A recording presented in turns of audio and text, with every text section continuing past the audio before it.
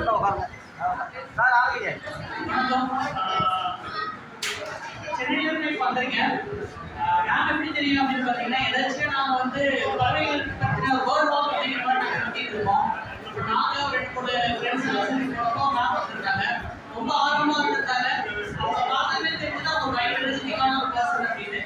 So அவங்க கேட்டுட்டு அதுக்கப்புறம் அவங்க பேச அவங்க எவ்வளோ ஆர்வமாக இருக்கு எழுதியிருக்காங்க அந்த புக்கு அப்படிங்கிறது வந்து அவங்க எவ்வளோ முக்கியமான விஷயம் அப்படிங்கிறது வந்து எங்களுக்கு தெரிஞ்சது. அதுக்காக வேண்டி அந்த புக்கு அப்படிங்கிற விஷயத்தை ரிலீஸ் பண்ணுறதுக்கு எனக்கும் சரி எனக்கு ரொம்ப சந்தோஷம். நீங்கள் வந்து பார்த்ததுக்கப்புறம் இவ்வளோ பெரிய ஈவெண்ட் பிளட் டொனேஷன் கேம்ப் அது போக இவ்வளோ பேர் சேர்ந்து இவ்வளோ நல்ல விஷயங்கள் பண்ணுறது அப்படிங்கிறது உண்மையாக ரொம்ப சந்தோஷமா இருக்கு. அண்ட் நிறைய என்விரான்மெண்டலிஸ்ட் என்ஜிஓஸ் இவங்களோட கான்ட்ரிபியூஷன் அப்படின்னு வரும்போது கூட அவங்க சொல்லியிருக்காரு எவ்வளோ வெப்பமத்தை மீட்டெடுக்க முயற்சி பண்ணாரு.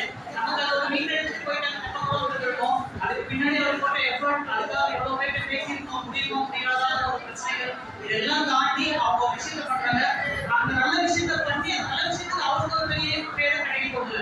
பட் பல வருஷங்களுக்கு அது மீண்டும் பேசும். அந்த குளம் அப்படியே மீண்டு இருக்கிறது அப்படிங்கிறது உண்மையிலே ரொம்ப சந்தோஷமான ஒரு விஷயம். நிறைய என்ஜிஓஸ் எல்லாம் வந்திருக்காங்க.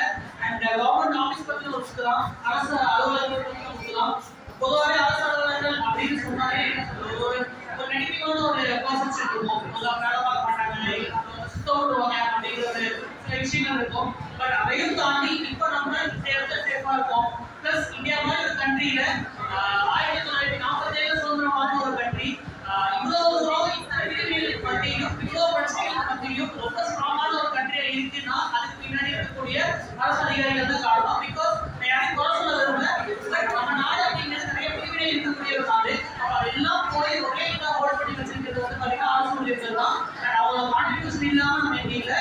அண்ட் அதில் சில கன்சர்ன்ஸ் இருக்கு கொஞ்சம் கொஞ்சமாக சரியாகிட்டே இருக்கும். புத்தகம் வாசிப்பாங்க அவங்களும். அண்ட் நான் நிறைய நல்ல விஷயங்கள் சொல்லியிருப்பாங்க அதில் அதையும் நாங்கள் எடுத்துக்குவோம். இதுக்கப்புறம் நான் முன்னாடியே ஒரு கவர்மெண்ட் ஜாப் இருந்தேன் தொகுத்துல. அண்ட் இப்போ நான் வந்து ஃபாரஸ்ட் வேலைக்கு போகிறேன். கண்டிப்பாக இந்த புத்தகத்தையும் படிப்பேன். அண்ட் அவங்களையும் ஒரு ஒப்பீனியன்ஸ் கேட்டுப்பேன். So thank you so much. வாய்ப்பு ரொம்ப ரொம்ப நன்றி. அண்ட் உண்மையிலேயே ரொம்ப பெருமையாக இருக்குது. தேங்க்யூ.